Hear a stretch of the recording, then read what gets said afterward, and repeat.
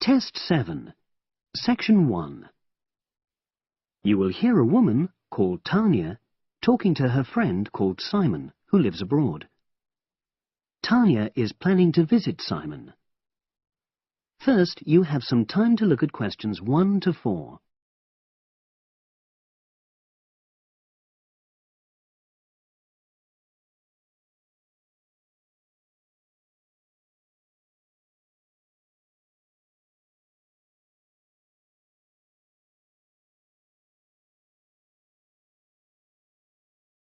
Now we shall begin. You should answer the questions as you listen, because you will not hear the recording a second time. Listen carefully and answer questions 1 to 4.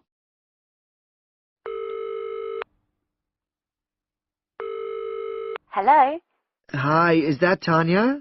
Yes, Simon. Lovely to hear you. How are you? Very well, and we're so looking forward to seeing you. So am I. Now, I don't have a lot of time, I'm afraid, so I wanted to make sure we've got all your details. Have you confirmed your flights? Yes, I'm definitely coming on the 22nd of June. Excellent. Have you got your flight number? Not with me, I'm afraid, but I promise I'll email it. Let me make a note of all this.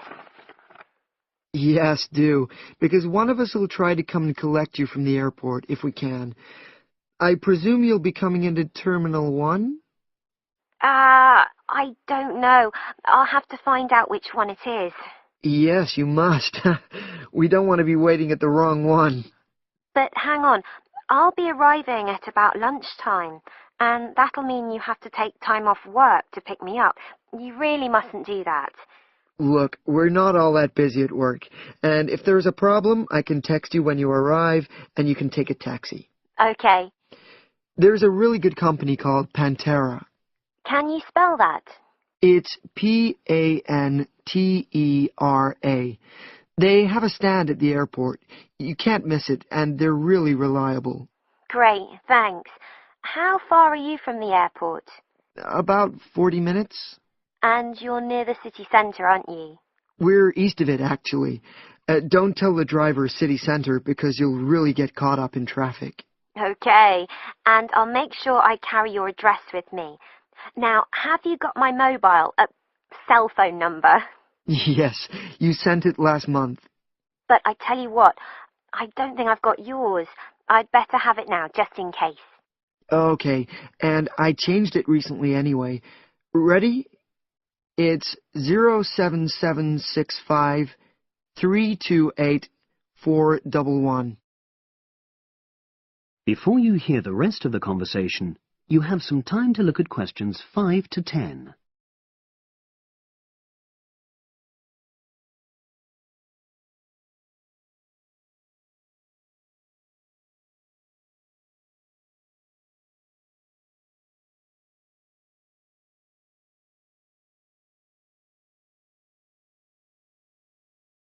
Now listen and answer questions 5 to 10.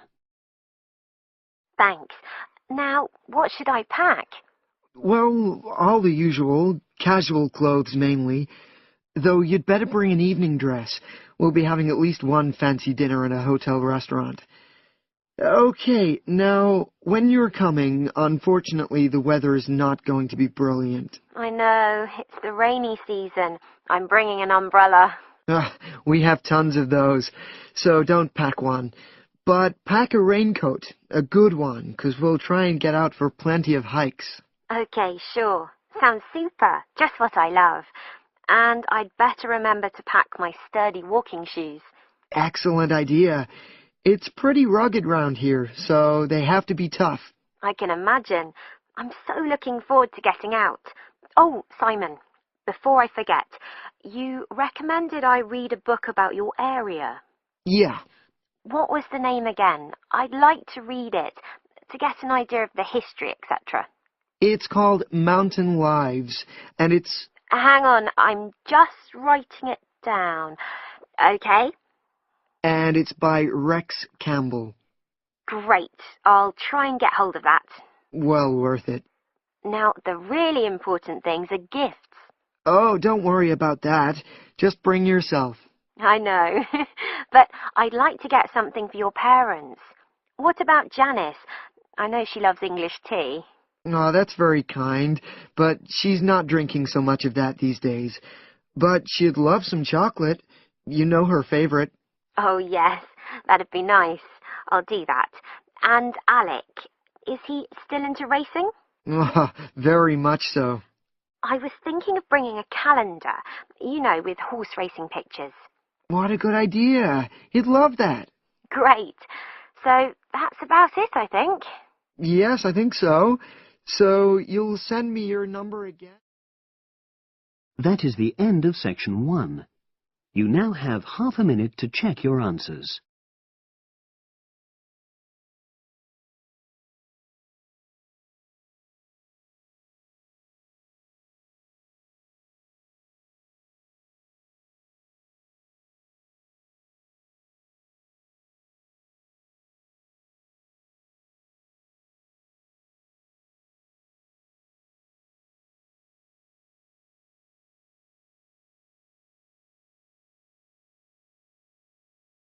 Now turn to section 2.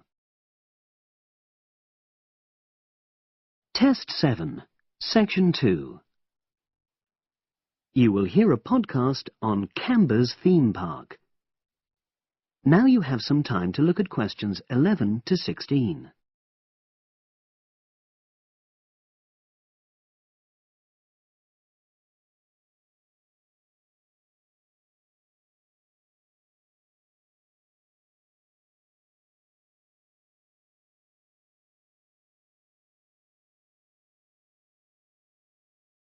Now listen and answer questions 11 to 16. Welcome to Canberra's Park podcast. In the next few minutes, I'll tell you a little about the park and the amazing things we have to offer. We like to think that Canberra's offers more than other theme parks. Like them, we have a variety of exciting rides for people of all ages, but Canberra's also places strong emphasis on the educational experience for its visitors. Not boring facts, but lots of interactive exhibits. Although it's mainly an outdoor experience, we do have some indoor activities if the weather gets too dreadful. The park's got a lovely, well-established feel, set in 80 acres of beautiful countryside, about 3 miles south of the tourist resort of Dulchester. The park was set up in 1997 by the Canberra family, but then taken over by new owners in 2004, who have maintained the original vision of the Canberras. It has lots of old trees, hundreds of flower beds, and a gorgeous lake. Canberra's has over 45 different rides, exhibits, and arcades. All but one of these is free once you've paid your entrance fee. We charge a small fee for our newest ride to reduce the length of the queues. You don't pay anything for parking. A family ticket for a family of 4 works out at about £8 per person, which is amazing value. Full details of current prices are shown on our website, along with full details of rides, etc., and directions for getting to us. We also have a number of special offers.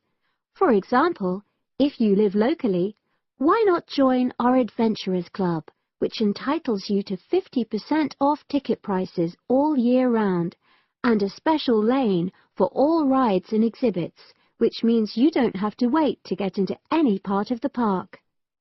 See the Offers tab on the website. We've recently added a number of new exhibits to the park, and we're particularly proud of our Future Farm Zone, which houses over 20 different species of animals, from chipmunks to dairy cows. The emphasis is on getting near to the animals. All of them can be petted, and you can buy food for feeding the animals. Many of our younger visitors say that this is the high point of their visit. And speaking of food, don't let the animals have all the fun. We have a total of 7 different catering outlets on the site. We're open 10 to 5:30 all year round, and cold drinks and snacks can be bought at any time during opening hours. And hot food is available most of the day in the Hungry Horse Cafe from 11 until 5, just half an hour before closing time. Now you have some time to look at questions 17 to 20.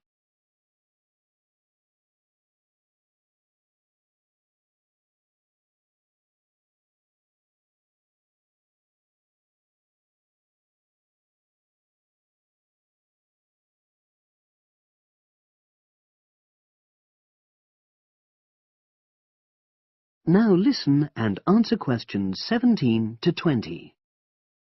Now we want all our visitors to have an exciting time when they come to the park, but our first priority must be safety. Parents and guardians know their children's behavior and capabilities, but here at the park we have set certain conditions for each of the rides to ensure that all visitors get the maximum enjoyment out of the experience and feel secure at all times. There are 4 major rides at the park. Our newest ride is the River Adventure, which is designed to reproduce the experience of white water rafting.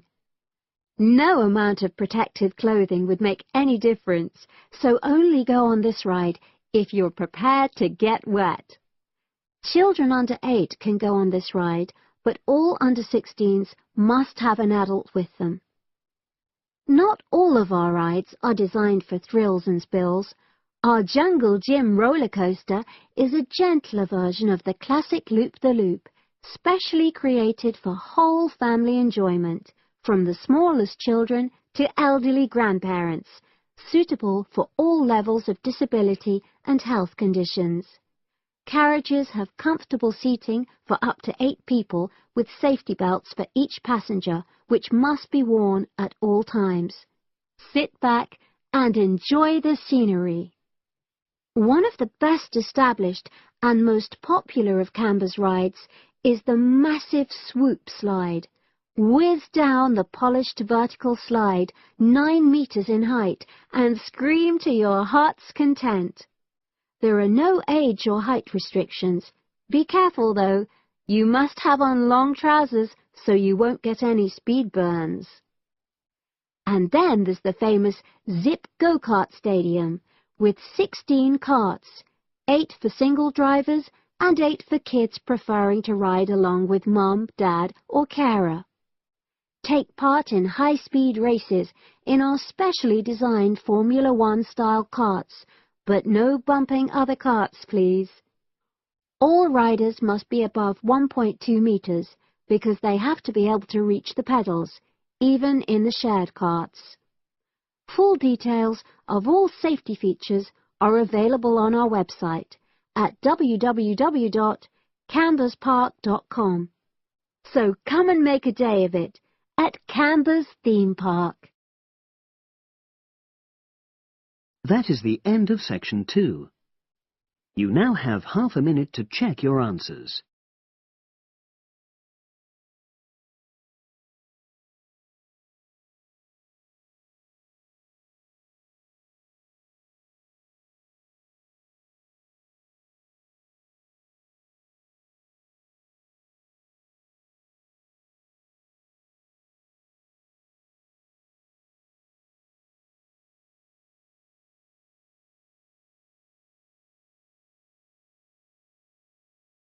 Now turn to section 3. Test 7, section 3. You will hear 2 business studies students discussing a presentation they'll do on an article on working effectively in groups. First, you have some time to look at questions 21 to 26.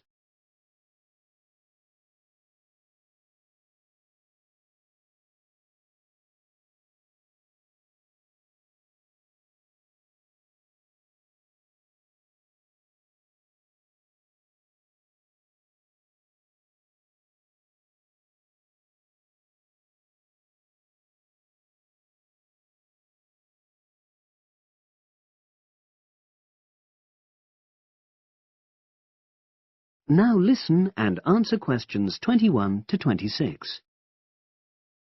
So, Brad, what did you think of the article on group work? Oh, hi, Helen. Yeah, it was pretty good, with helpful pieces of advice on how to make group work effective. I think we were lucky to be given such a straightforward text to present at the Management Skills Seminar. Yeah. Actually, shall we discuss it now? Have you got time? Sure, it's only a 10-minute presentation, so we just need to explain and then give our views on the main points raised in the article. I'll jot down some notes. Right. So, there are 3 main sections.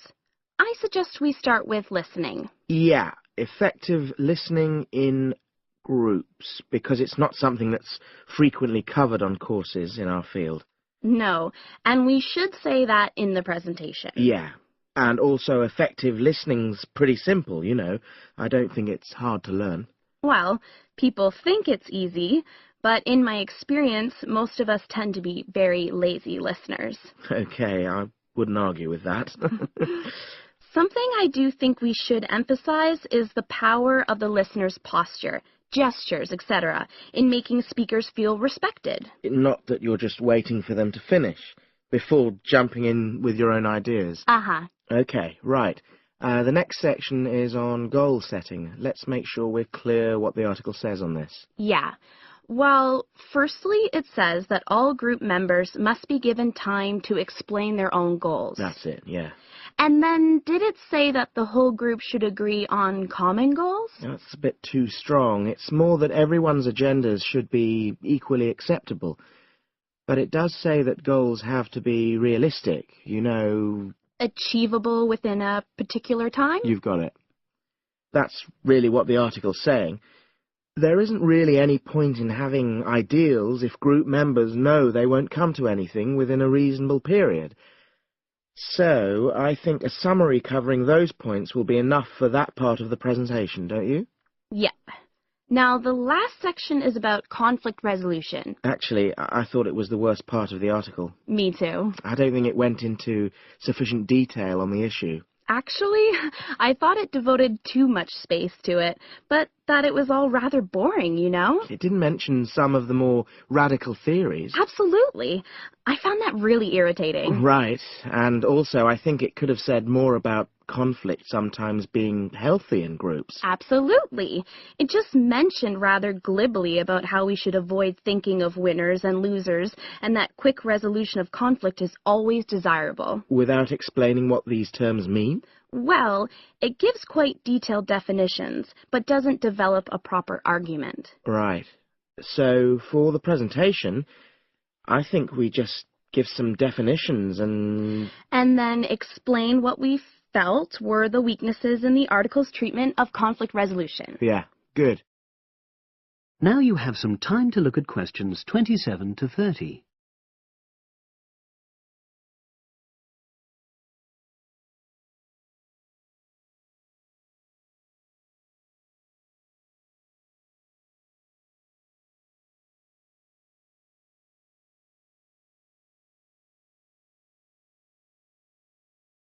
Now listen and answer questions 27 to 30.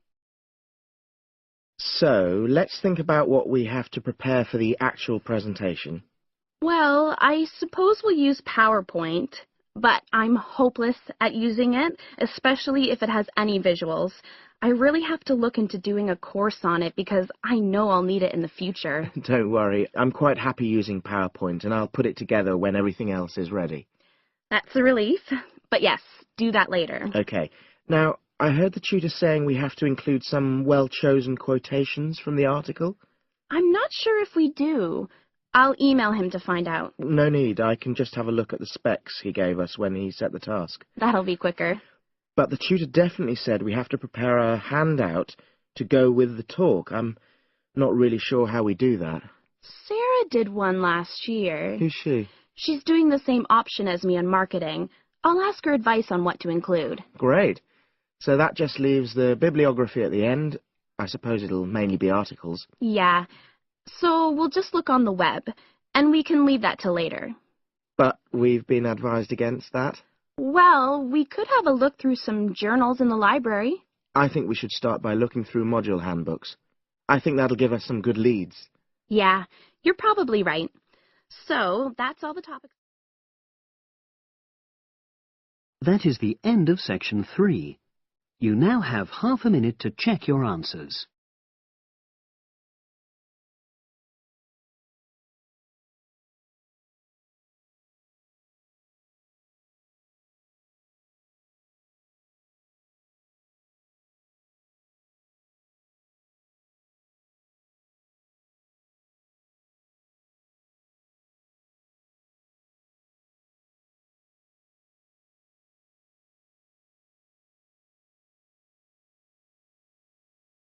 Now turn to section 4. Test 7, section 4. You will hear a lecturer talking to a group of engineering students about the design of a greenhouse. Before you listen, you have some time to look at questions 31 to 40.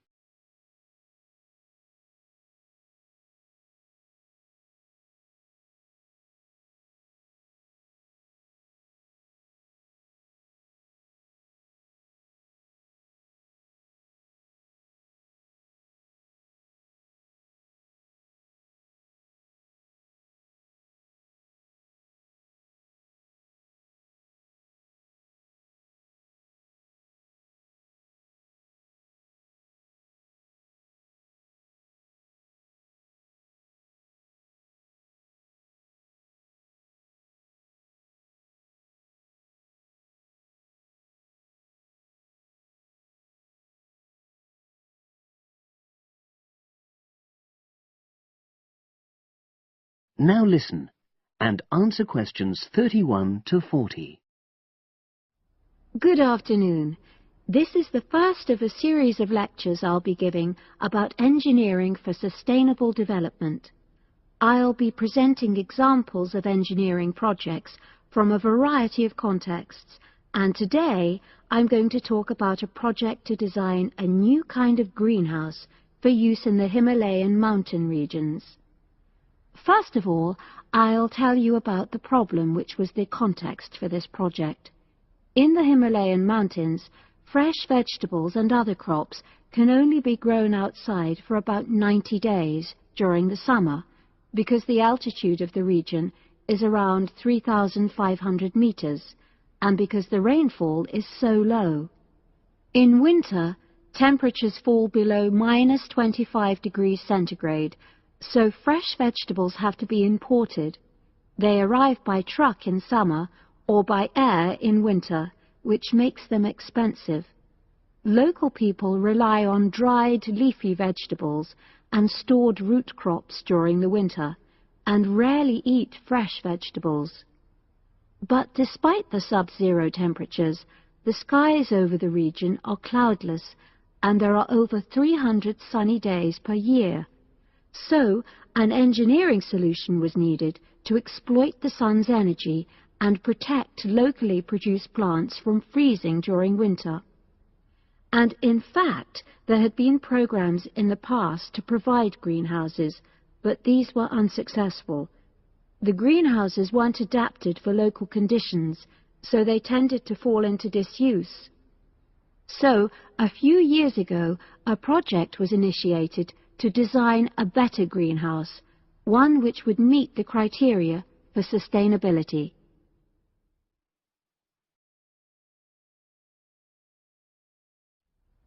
So, what are the criteria for sustainability?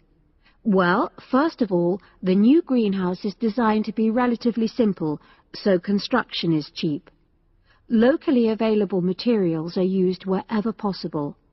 The walls are generally constructed of mud bricks, made locally, although in areas of high snowfall, more resilient walls of stone are needed. Rammed earth is also used. The main roof is generally made from locally available poplar wood, with water-resistant local grass for the covering.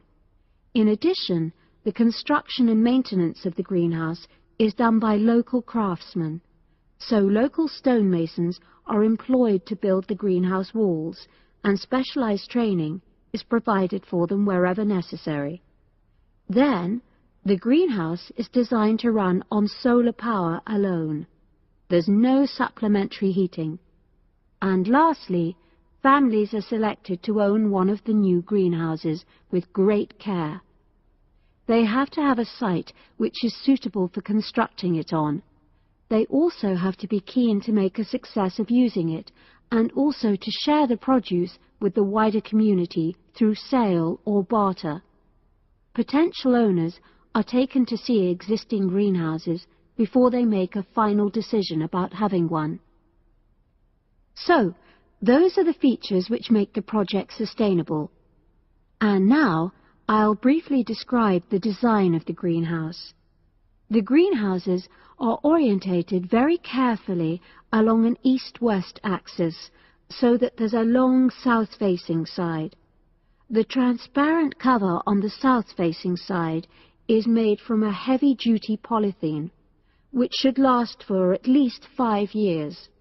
On the inside of the greenhouse, the walls are painted. The rear and west-facing walls are black to improve heat absorption, but the east-facing wall is white to reflect the morning sunlight onto the crops inside. Finally, there's a door in the wall at one end, and vents are incorporated into the roof, the door, and the wall at the other end to enable control of humidity and prevent overheating. I'll turn now to the benefits which have resulted from the introduction of these new greenhouses. These benefits are of various kinds, but for now I'll just mention the social benefits. First of all, people who own a greenhouse gain social standing in their communities because they provide vegetables for the wider community, for regular consumption as well as for festivals, and they also earn income. Secondly, because in rural areas it is women who usually grow the food, the greenhouses have increased their opportunities. They bring the benefits of improved nutrition and increased family income from the sale of surplus produce. And thirdly, as a result of their improved financial position, some families can now afford to educate their children for the first time.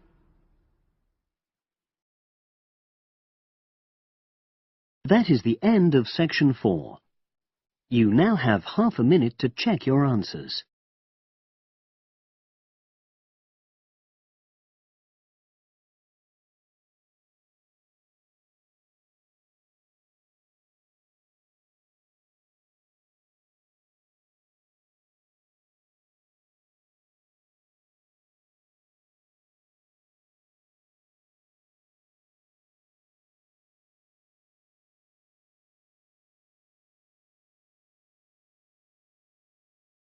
That is the end of the listening test. You now have 10 minutes to transfer your answers to the separate answer sheet. Copyright Pearson Education Limited 2011.